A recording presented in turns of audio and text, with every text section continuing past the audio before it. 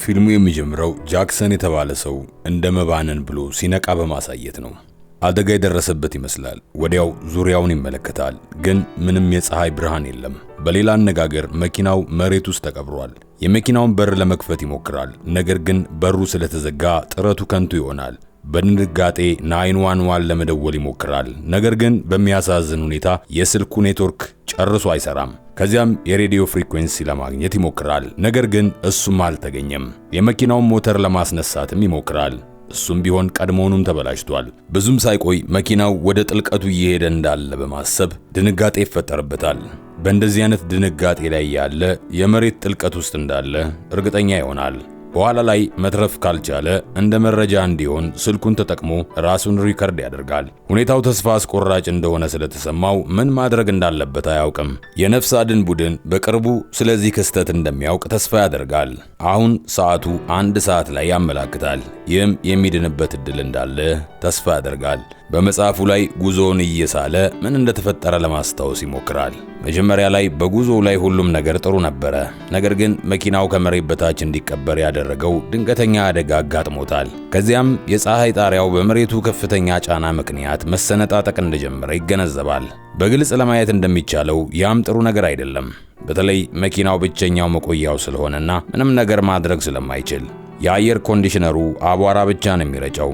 ቀያይ ጉንዳኖች በቀዳዳው በኩል ወደ መኪናው እንዲገቡ ያደርጋል። ወዲያው ቀዳዳውን በፕላስተር ይሸፍነዋል። እስካሁን ድረስ የሚድንበት ምንም ምልክት ስለሌለ የበለጠ ይደነግጣል።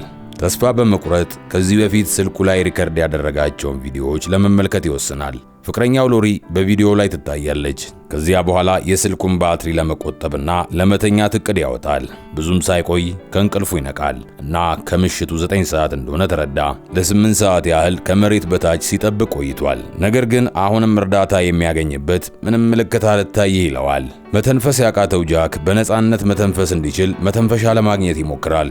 የመኪናውን መስኮት ሲከፍት አፈሩ ከውጭ ወደ ውስጥ ይገባል። የአፈሩ ይዘት አሁንም እርጥብና ለስላሳ ነው። ይህም የመሬት መንሸራተት መሆኑን ያመላክታል። ይህ በእንዲህ እንዳለ በፀሐይ ጣራው ላይ ያሉ ስንጥቆች እየባሱ ይሄዳሉ። ወዲያው መስታወቱን በፕላስተር ይጠግነዋል። እንዲሁም ከመሬት ላይ ያለውን ክብደት ለመያዝ መሪ መቆለፊያውን ይጠቀማል። እንደ ድል ሆኖ የሚያደርገው ነገር ሁሉ ውጤታማ ነበር። ከዛም ሳያውቀው ውሃውን እስኪያልቅ ድረስ አንደቅድቆ ይጨርሰዋል። በአሁኑ ሰዓት የቀረው ውሃ እሱ ብቻ ነበር። በዚያ ጊዜ መጸለይ ይጀምራል። ከዚያም መጸለይ ብቻውን በቂ እንዳልሆነም እንደገና ያስባል። ነገር ግን ከዚያ ለመውጣት የተቻለውን ሁሉ ማድረግ አለበት። በድንገት ሻንጣውን የመፈተሽ ሐሳብ መጣለትና አንዳንድ ጠቃሚ ነገሮችን ያገኛል። መጀመሪያ ላይ ከመሬት የሚንጠባጠበውን ውሃ ይጠጣል። ውሃውን ለመጠጣት ደህንነቱ የጠበቀ ይሁን አይሁን ግን ግድ የለውም። ባዶ ጠርሙስ ውስጥ ውሃውን ለመያዝ በፀሐይ ጣራው ላይ ትንሽ ቀዳዳ ይሰራል። ጃክ በራሱ መኪና ውስጥ መሽናት ይገደድና ያም መጥፎ ስሜት እንዲሰማው ያደርጋል። ከዚያም ከመኪናው ወንበር የተወሰኑ ክፍሎችን ወስዶ የብረት ቱቦዎችን ለመስራት ይሞክራል። ከዚያም ቱቦዎቹ ወደ ላይ እንዲገቡ በፀሐይ ጣሪያው ላይ ሌላ ቀዳዳ ይሰራል። ጃክ የጠርሙሱን ክዳን ወስዶ ቀዳዳ ይሰራና ገመድ ያስራቸዋል። ስራውን ከመቀጠሉ በፊት ረሃቡን ለማስታገስ ብቸኛዋን ብስኩት እያጣጣመ ይበላታል። ቀደም ሲል የተጠራቀመውን የተበከለም ውሃ ይጠጣል። ከበላ በኋላ ቱቦውን ወደ ላይ መግፋቱን ይቀጥላል። የኦክሲጅን እጥረት እንዳያጋጥመው ለመተንፈሻ ቀዳዳ መስራት እንዳለበትም ወስኗል። በውጭ ያለውን ብርሃን ካየ በኋላ ወዲያውንም ቀደም ሲል በሰራው ገመድ የመሬቱን ጥልቀት ይመረምራል። በግልጽ ለማየት እንደሚቻለው ከላይ ያለው መሬት በግምት 3 ሜትር ጥልቀት አለው። በቀዳዳው በኩል ድምፅ ባሰማ አንድ ሰው ይሰማኛል በሚል ተስፋ በተቻለው መጠን ይጮኻል። ከዚያም በጭስ አማካኝነት ሌሎቹ እንዲያዩት ለማድረግ በቱቦ ውስጥ ጢስ ለማውጣት ሌላ ሐሳብ ይመጣለታል። ነገር ግን እሳቱ ተያይዞ ከቁጥጥር ውጪ ይሆንበታል። ግን እንደ ዕድል ሆኖ እሳቱንም ማጥፋት ችሏል። በቀዳዳው በኩል ለመተንፈስ ሲፈልግ ጭንቅላቱን የብረት ቱቦው ይመታዋል። ይህም ለተወሰነ ጊዜ ራሱን እንዲስት ያደርገዋል።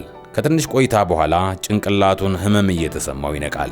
ወዲያው ደሙን ለማስቆም ሸሚዙንና ቀበቶውን እንደ ማሰሪያ ይጠቀማል። በዚህ ምክንያት በህይወት ለመትረፍ መንገዶቹን እያሰበ ይደክመውና ይቀመጣል። ከጥቂት ሰዓት በኋላ የጃክ የጭንቅላት ቁስል መግል ሲያፈስ ይታያል። ይህም ቁስሉ እንደተበከለ ያሳያል። በድንገት ሌላ ድንጋጤ ይፈጠርበታል። እናም በዛው ቅጽበት የመኪናው የኋላ ክፍል መፈራረስ ይጀምራል። እንደምንም ብሎ የብረት ቱቦዎቹን በመጠቀም የመኪናውን የኋላ ክፍል መደገፍ ነበረበት። በጣም የተጠማው ጃክ የራሱን ሽንት ለመጠጣትም ይገደዳል። ከዚያም የመኪናውን ጎማዎች ወስዶ ጎማው ውስጥ ካለው አየር እንዲተነፍስ ለማድረግ በፓምፑ ቱቦ ውስጥ ይሰካቸዋል። በተስፋ መቁረጥ ስሜት ከዚያ ቦታ ለመውጣት ከላይ ያለውን መሬት ለመቆፈርም ይወስናል። ጠንካራውን መሬት ሲያልፍ እንዲንሸራተት ሰውነቱ ላይ ዘይት ይቀባል። በሕይወት ለመትረፍ ወስኗል፣ ምንም እንኳን እርግጠኛ ባይሆንም። ከዚያም ወዲያውኑ የፀሐይ ጣሪያውን ያፈርሰዋል። በዚህም ከላይ ያለው አፈር ወደ መኪናው ውስጥ ይገባል። ቁና እየተነፈሰ የመኪና ጎማዎቹን እየያዘ ጃክ ቀስ በቀስ መሬቱን ለመቆፈር ይሞክራል። በተወሰነ ደረጃ በመኪናው አናት ላይ መቆም ችሏል። በሌላ በኩል በመኪናው ጎማዎች ውስጥ ያለው አየር እየቀነሰ ነው። በእንቅርት ላይ ጆሮ ደግፎንና ወዲያው ተደርምሶ ሰውነቱ በሙሉ በአፈር ይሸፈናል።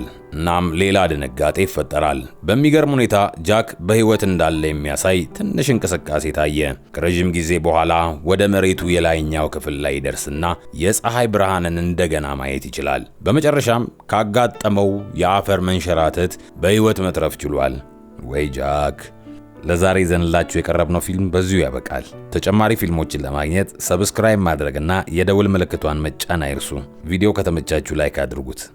ተመልሰን እንገናኛለን።